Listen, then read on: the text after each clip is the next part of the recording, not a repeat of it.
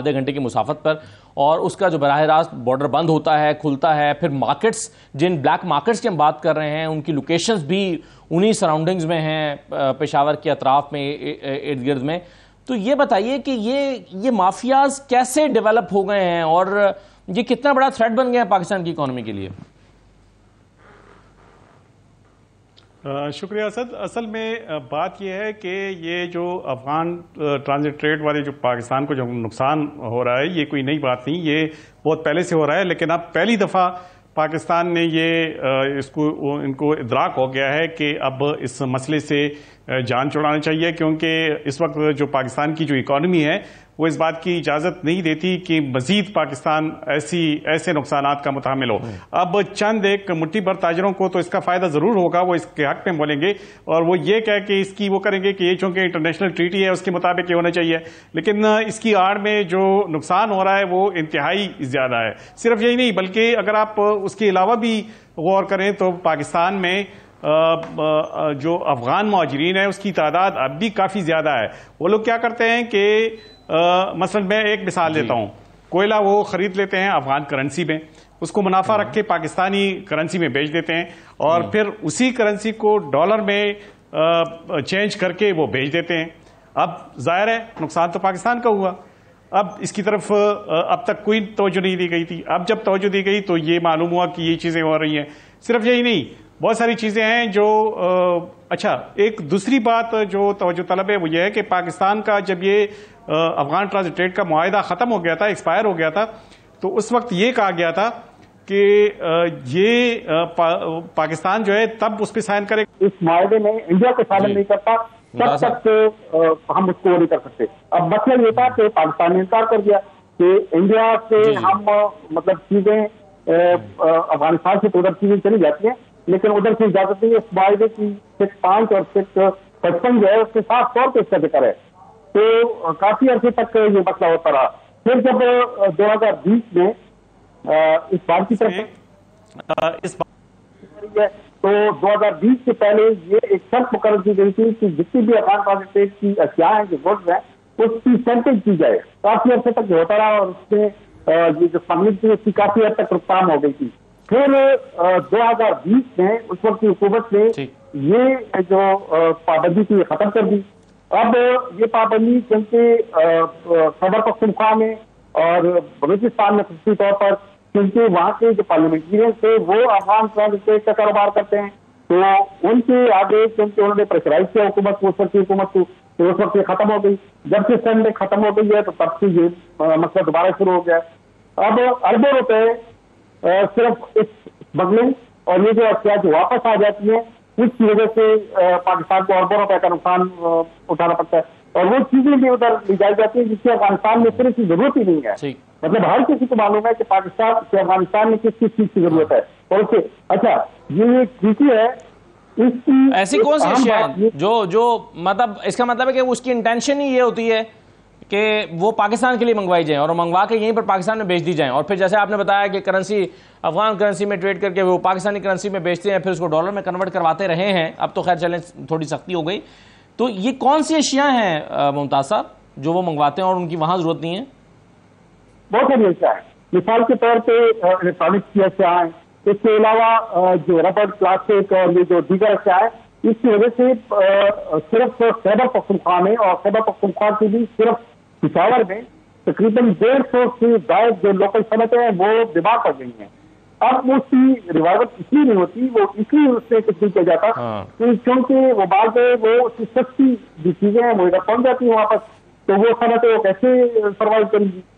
तो ये जो छोटी छोटी चीजें हैं, अच्छा टायर फ्यूज है, उस चीज की जरूरत नहीं है, तो चली जाती है वापस इधर आ जाती है।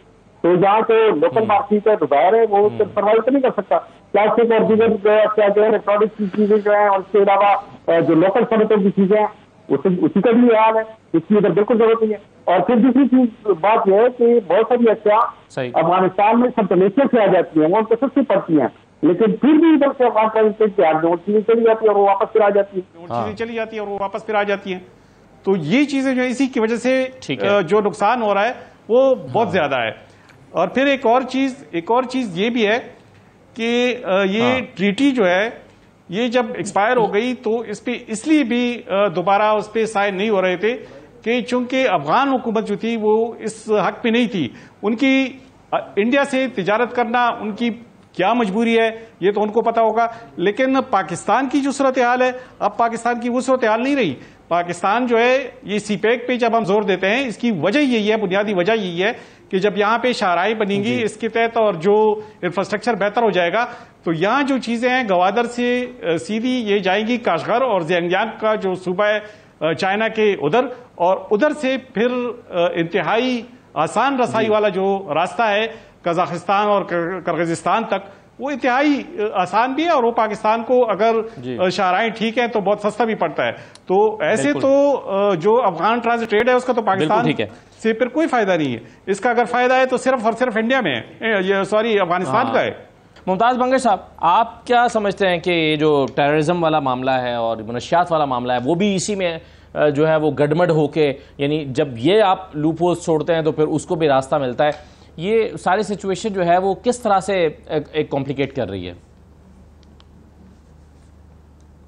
जी बिल्कुल, पाकिस्तान की जानिब से तो बड़ी कोशिश की जाती है कि ये जो ड्रग्स हैं जो अफगानिस्तान से आती हैं, जाहिर है पहले इधर कबायली इलाकों में पोस्त की काश होती थी, हम आए रोज सुनते थे कि वहां पे पोस्त की काश तलफ कर ली गई है, लेकिन अब मेरा ख्याल है 7 जो साबिक कबायली एजेंसियां हैं अब तो सेटल डिस्ट्रिक्ट्स हैं, उनमें से कोई ऐसा इलाका नहीं है जहां पोस्त की काश की जाती हो।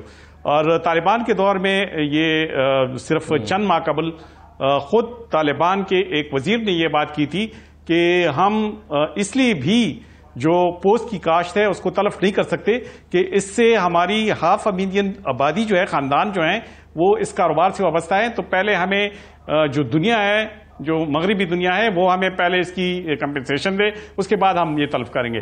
और असद एक अहम बात मैं जो आपको बताऊं, पूरी दुनिया का जो 85% ड्रग प्रोडक्शन है वो अफगानिस्तान से होता है। अफगानिस्तान में जो ड्रग प्रोडक्शन है वो पूरी दुनिया में फैल रहा है। और अब तो अक़वाम मुत्तहिदा ने पिछले दिनों, मेरा ख्याल है 2-3 दिन पहले इस किस्म की एक रिपोर्ट आई है और उसमें ये कहा है कि एक नई ड्रग है जिसको फेंटामाइन कहते हैं, उसकी प्रोडक्शन उधर शुरू हो गई है और बाकायदा तौर पे उसकी स्मगलिंग भी हो रही है। तो नई नई चीजें, अभी ये जो आइस का नशा है ये फैल गया है, ये कहीं पाकिस्तान के अंदर से ये चीज नहीं बनी। ये सारी जितनी भी चीजें हैं, ये जितनी भी उसमें वो जिद्दत आ रही है, ये उधर ही से होती है। और फेंटामाइन के बारे में कहा जा रहा है कि ये इंतहाई खतरनाक ड्रग है और ये अगर दूसरे ममालिक में पहुंच जाए तो इसको कंट्रोल करना मुश्किल हो जाएगा। पाकिस्तान की जानिब से तो ये होता है कि सिर्फ तुरखम के बॉर्डर पे एक ही दफा पे कोई 130 किलोग्राम हेरोइन जो है वो एक ही वन गो में पकड़ा गया था। तो इसका मतलब यह है कि ये जो ड्रग्स है ये इसी उसमें अफगान ट्रांजिट ट्रेड की जो गाड़ियां हैं उसी भी इसको खारिज इम्कान करार नहीं दिया जा सकता कि इसके थ्रू भी हो सकती हैं। तो जब तक कि उस पर मुअस्सर वो ना हो, मतलब बॉर्डर पे तो काफी उसमें सख्ती होती है, लेकिन उसमें एक ये मसाइल भी हैं। अच्छा, ये जो अफगान ट्रांजिट ट्रेड की उसमें बात हो रही थी, उसमें इवन ट्रीटी के तहत कस्टम वालों को भी इख्तियार नहीं है कि वो जो गुड्स डिक्लेरेशन है वो सिर्फ उसमें 20% चेक कर सकते हैं। अब जब पाकिस्तानी हुकूमत ने यह कहा है कि 5% इजाफी उनको चेकिंग का वो दिया जाए तो वो भी उसको इजाजत नहीं मिली। तो ये इतना खतरनाक मुआहिदा है कि इसका सरासर नुकसान सिर्फ पाकिस्तान ही को हो रहा है।